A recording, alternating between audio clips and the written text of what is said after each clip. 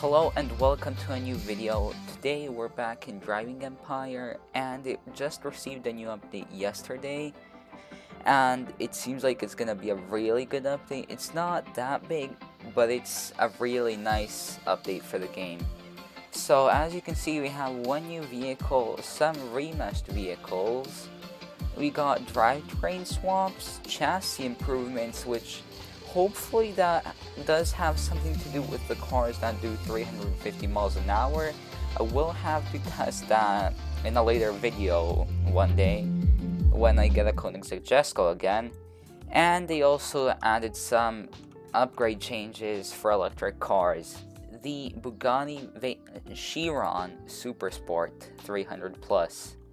This car replaced the SSC Tuatara, probably because of the SSC not doing its claimed 300 mile an hour top speed, which the Bugatti did manage to reach. And you might notice that the Hennessy Venom F5 is missing, but the Jesko is still here and it will test it as soon as possible, or maybe even the Bugatti Chiron Supersport, depending on which car I want to buy. And when it comes to the remeshed cars, I can only show you the two Lamborghinis. One of them is the Huracan, and if you look at the interior, more specifically its speedometer, it is not the same as it used to be. It used to be that those two circles that were super basic. Now it looks like a proper Lamborghini speedometer and rev counter, and it looks really nice.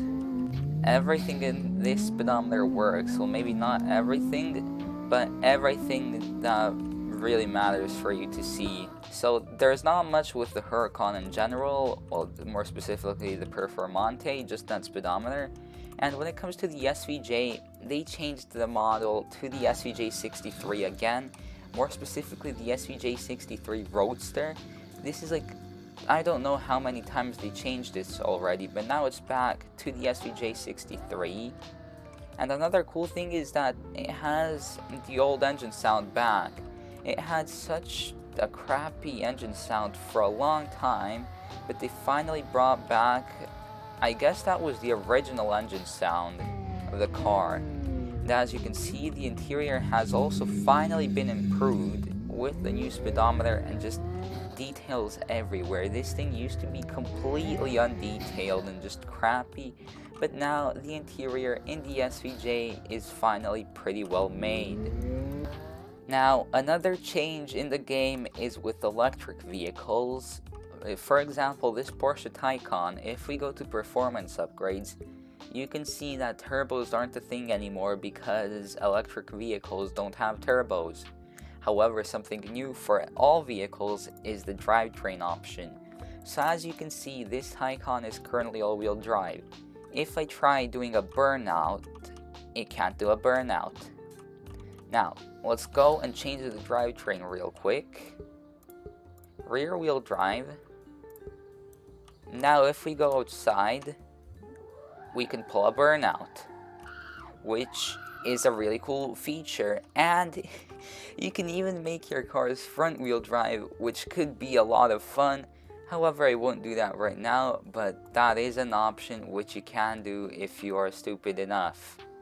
And another change you may notice is the snow is gone, as well as presents. The amount of presents that you had will depend on the amount of money you get gifted. So, for example, let's say I had 600-ish presents, and I got 45,000 for that. So if you had more, you would get more money. If you had less, you would get less money. But yeah, that's pretty much this whole update. There isn't that much to it, as I said. However, it's still a minor change to the game. And honestly, it got some pretty needed changes and fixes.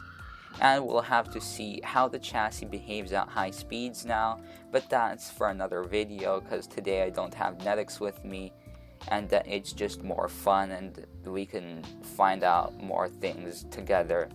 So yeah, I hope you enjoyed this little update coverage video. If you did, please make sure to leave a like and maybe even consider subscribing for more content like this. So yeah, I will see you in the next video.